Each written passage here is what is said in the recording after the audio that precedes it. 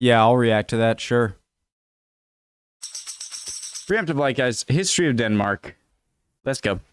I just, I felt like doing it. No one recommended it. I want to watch some, like, shorter general knowledge history videos about different countries, and let's do Denmark, shall we? Original link to the video from AJ Merrick. Top of the description below. Below that, link to the Discord. I'd love to have you. My name is Connor, if you're new. I like to learn stuff. This is Denmark, famous for the world's oldest flag, their really old monarchy, Vikings. It's also one of the happiest nations, home to the inventors of Skype and Lego. Denmark is located in Europe. It borders with Germany and has a population of 5.5 million. The country became a unified nation around 700 AD, but people were happily settled there since the end of the Ice Age. And these two people were thrown into a bog many thousands of years ago. Look how perfect. This guy looks like he fell asleep. Thrown into a bog many thousands of years ago, and they've been preserved ever since. So this is present-day Denmark, but we need to go way back to 100 AD, where at the time there are a few tribes hanging around. The Angles, the Jutes, the Saxons, and the Danes. But then most people decided to migrate to Britain, so the Danes moved into Jutland and finally occupied the entire realm of present-day Denmark, as well as some parts of present-day northern Germany. Okay, so let's go to the Viking Age. First of all, the biggest misconception about the Vikings: they didn't have any horned hats, and yes, they raided and pillaged places, but they actually did a lot of farming. Who didn't? And settling and trading. Compared with other people at the time, they were also quite clean. They had their own language and a pagan religion, with gods like Thor and Odin. That was until King Harald Bluetooth introduced Christianity, although some guy mentioned it before, but nobody listened to him. Generally speaking, the Norwegians expanded to the north and west to places like Ireland, Scotland, Iceland, Greenland, and Newfoundland, also known as Vineland. The Danes went to Western Europe and Southern Europe, settling in Danelaw and Normandy, and the Swedes went east. They were able to sail the seas and rivers effectively, thanks to their immense longships. They were great seamen. They managed to sack Paris under the leadership of Ragnar, with 120 ships and 5,000 soldiers. After besieging the city, Charles the Bold then paid them a huge amount of money to leave. And a while before that, the Vikings first raided England, sacking and looting a monastery in the north. And having raided many times, they gained a reputation, and soon found it easier to trade and demand money. But in 865, the Danes landed with a large army in East Anglia, with the intention of conquering the Anglo-Saxon kingdoms: Northumbria, East Anglia, Sussex, Essex, Mercia, Kent, and Wessex. The armies of various Danish leaders had come together to form one combined force, the Great Heathen Army, under the leadership of the sons of Ragnar. After making peace with the local East Anglian king, the Great Heathen Army moved north, where they captured the city of York and Northumbria, and installed a puppet king called Egbert. They carried on into Mercia, but the king of Mercia then negotiated peace. So they left them alone for a while, and they continued their invasion by defeating King Edmund of East Anglia and conquering East Anglia. The king of Wessex, Ethelred, and his brother Alfred then attempted to stop them by attacking the Danes at Reading, but they were repelled. However, Ethelred and Alfred managed to defeat them at the Battle of Ashdown. The Viking army then decided to go back to Mercia, and they took part of Mercia. Alfred was then king of Wessex, and he paid the Danes money, or Danegeld, to keep them away for a while. And a guy named Guthrum became leader of the Viking army, and after a few years of peace, Alfred managed to defeat the Danes at the Battle of Edington. After spending some time with a peasant and burning some cakes, Alfred and Guthrum then decided to divide England into two. Guthrum converted to Christianity and established Danelaw, and kept Northumbria under puppet rule. Over the years, the Danes were driven out of England by Alfred's sons, and Viking rule ended when Eric Bloodaxe was driven out of Northumbria, and the Anglo-Saxon kingdoms were restored. After many raids along the coast of France and the Netherlands, one group of Danes was granted permission to settle in northwestern France, under the condition that they defend the area from future attack. I feel like this all doesn't feel like Danish history, but I suppose it is. It's all the Danes that did this. Like so much of it, a giant portion of the video was, it seems like English history and more of a Danish conquest, which is Danish history. So, As a result, and there's more than half the video left, so. Under the condition that they defend the area from future attacks. As a result, the region became known as Normandy, and it was the descendants of these settlers who would conquer England in 1066. The Danish monarchy goes way back, starting with Gorm the Old, and there were a few other possible kings, but they're legendary, so Gorm was the first historically recognized.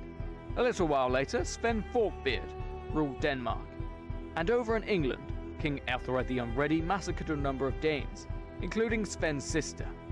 Sven then launched attacks on England and conquered it, becoming king, but he died a few months later after falling off a horse. So his son Canute then took power, and the empire was stable throughout his rule. But in 1042, Edward the Confessor became King of England. The Danes were never kings of England again, and sadly the Danish Viking kings never managed to turn their conquests into a lasting empire. Danish fleets attacked Estonia, but they could never control the area.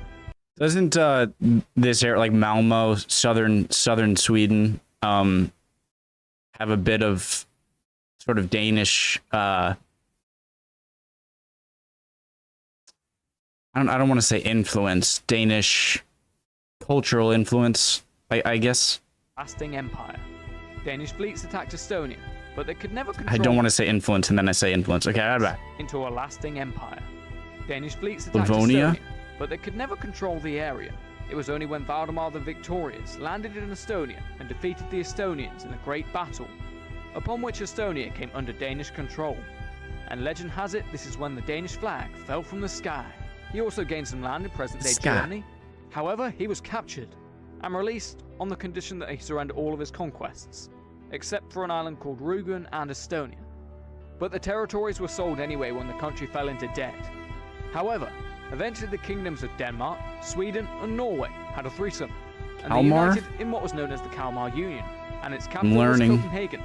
Sweden could never decide if she wanted to be in the Union, and one of the many great events in this period was the Stockholm Bloodbath, where there was a successful invasion on Sweden by Danish forces under the command of King Christian II, and around 80 to 90 people were executed. And eventually Sweden left. Jesus. Denmark also fell into a civil war at this time because some people wanted to be Catholics, while others wanted to be Protestants. During the 16 and 1700s, Denmark had many colonies in Iceland, Greenland, and the Faroe Islands. They began to establish trading posts, a small town in India, West Africa. However, they lost some land in the Second Northern War against Sweden. They also colonized two islands in the Caribbean called St. Thomas and St. John. The Danish East Indian Trading Company also colonized some islands near them. But Danish East India Company? What? So there was a British East India Company, Dutch East India, and you're telling me there was also a Danish? there were many wars in this period, most of them against Sweden. There was the 7 Years' War, the Second Northern War, the Great Northern War, the 30 Years' War. Now over in France, they've just had a revolution. The Great Northern War, the 30 Years' War. All the worst ever. Now over in France, they've just had a revolution and Napoleon takes power and starts causing havoc in Europe. During the war, the British Navy decided to stop France from importing war materials, so they searched the vessels from neutral countries. Denmark and Sweden didn't like this very much, so they formed an armed neutrality. Later on, Russia and Prussia also joined in too. Britain then got mad and threw some crumpets on the floor and attacked the Danish fleet in Copenhagen, and they destroyed part of it. What are you gonna do? 2 OP. British Navy. So good. I say this all the time. The British were in the perfect. They had the English Channel. In order to get to Britain with your more powerful land army than Britain, say France, you have to beat their navy on your way to Britain. It's just not going to happen.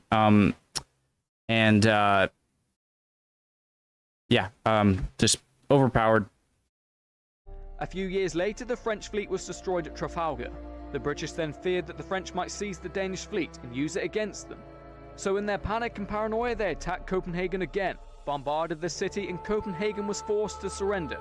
Didn't the British do the exact same thing to France in the Mediterranean when they were conquered by Germany in World War II? Like the exact same thing. And the British took the Danish fleet. That's a little bit harsh. Then best friends Norway and Denmark broke up. And Denmark began to sell its possessions. Its 5 trading posts in West Africa went to Britain, The Danish West Indies of St. Thomas and St. John were sold to the United States Hey, for a thanks. very low amount of money, and became the U.S. We always got so many great deals, like Alaska, Louisiana, right there. And it seems, and it's like the U.S. got so many like cheap deals, like Alaska and Louisiana, because we weren't a big threat at the time. Like other European countries were the strong ones: Russia, Prussia, France, Great Britain, Austria. These are the strong countries, right? And we're over here kind of young and everything and not very powerful. And so we're like that scapegoat of all right, I have this land, I don't want it to fall in the hands of the British. Let's give Alaska to the Americans super cheap. All right, Napoleon needed money. I'll sell Louisiana territory to the U.S. really cheap. It's like, okay, don't mind if I do. Okay, thank you. And then finally we do get powerful with all this land. Iceland for a very low amount of money, and became the U.S. Virgin Islands. Iceland also became independent. However, Greenland and the Faroe Islands are still with the Danish kingdom, and they love each other very much. Joined with Denmark were two duchies, Didn't Trump want to buy it? Holstein and Schleswig. Uh-oh. I'm probably pronouncing these Schleswig and Holstein, Prussians and Austrians. Otto von Bismarck, wrong. genius. I know I've pronounced a lot of other things wrong. Anyway, there were a few issues in these regions, and war broke out. Prussian and Austrian forces crossed into the duchies. The Danes fought bravely against them, but they lost, and the duchies were occupied. It's the 21st century, and war's coming. 20th. But Denmark decided to remain neutral in World War I. Smart. But then Denmark got a phone call from Nazi Germany, and they signed a 10-year non-aggression pact. But Germany invaded the next year anyway. 7,000 Jewish Danes were then smuggled into Sweden. I mean, what are you gonna do? Like, what are you going to do? Like, you're literally at the mercy of Germany. Greenland was held by the United States, so Denmark could later regain control after the war was over. So when Germany surrendered in 1945, Danish occupation ended, and Greenland was given back to Denmark. Today, Denmark is a prosperous nation. I love that abrupt ending. Today, Denmark is a prosperous nation. End. Cool. All right. Yeah. Nice video. Interesting. I would like, I'm going to watch similar videos on other countries, just trying to get back into history of European countries again and other countries more broadly later, hopefully. Hope you guys are doing well. I'd appreciate any comments, and I will see you next time. Bye, guys.